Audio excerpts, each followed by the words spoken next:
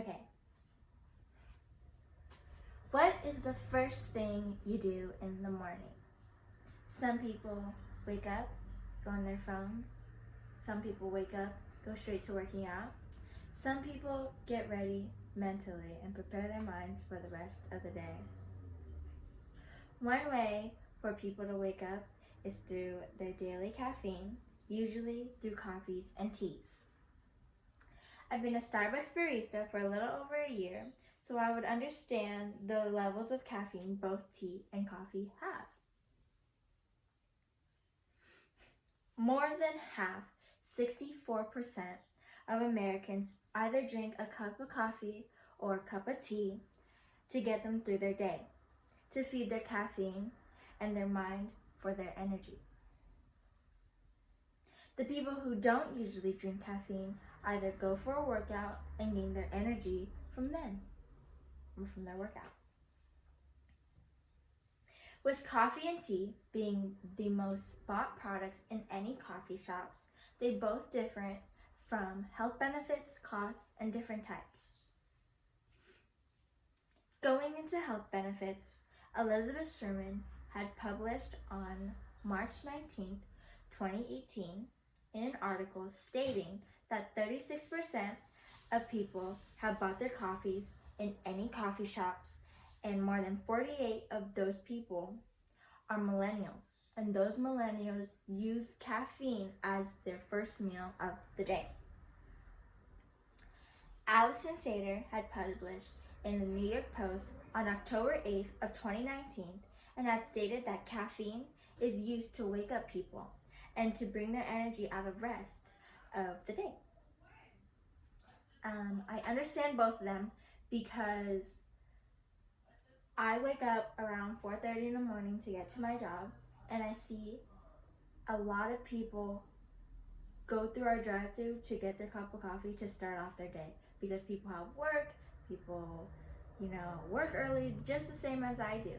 And to get them up through the day, they need their caffeine to wake up their minds, to stimulate their brains. And going into that, Chris Gunner had also shown that when drinking coffee, it helps stimulates the brain and it helps bring out your energy and it boosts your metabolism and enhances brain function. But from that with tea, Ansley Hill has also written that even when drinking tea, it could also bring you anxiety because of the level of caffeine.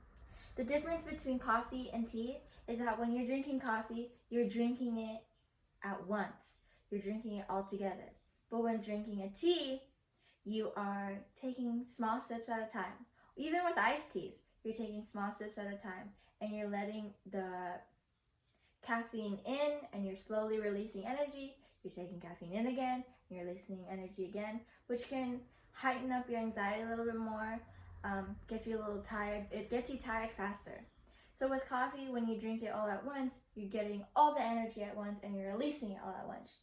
When you're drinking a hot tea or an iced tea, you are slowly taking in the caffeine and you're slowly releasing it out again. Okay.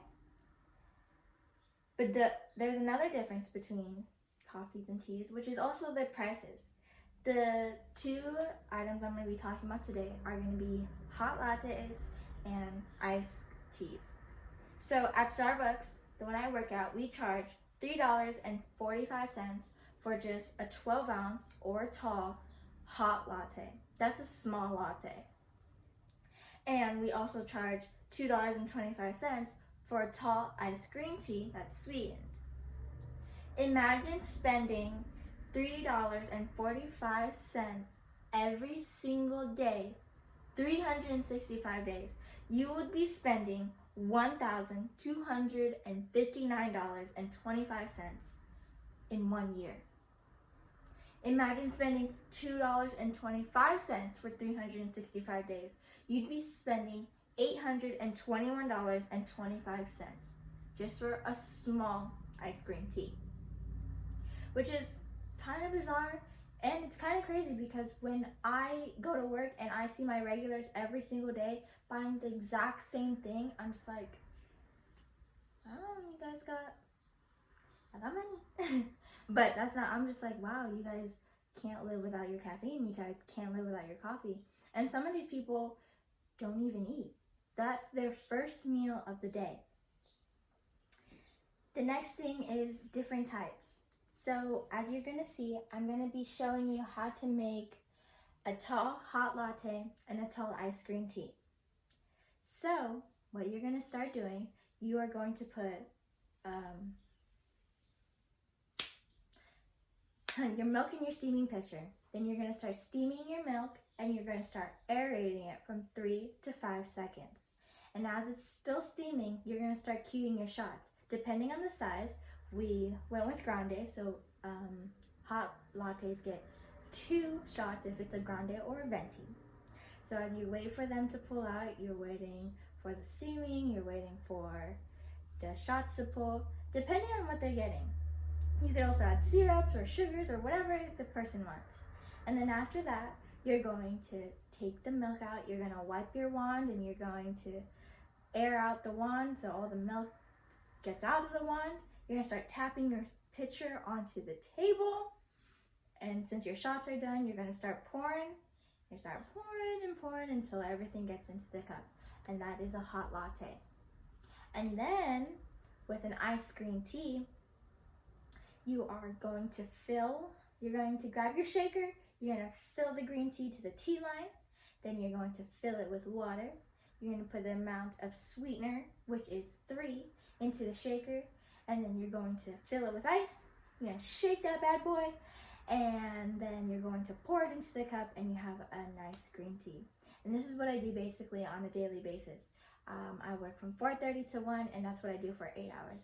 And those are all the drinks that I make. Some modifications in there, you know, we have different kinds. In conclusion, the big difference with coffees and teas is depending on how much energy you want to put out there. You could either drink coffee, espresso, they all have the same caffeine in there, or teas.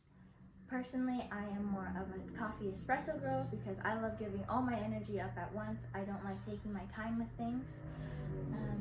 With all of that in mind, it is honestly great. I don't eat as much and coffee's always been there. Tea is also great. And yeah, it's a beautiful thing.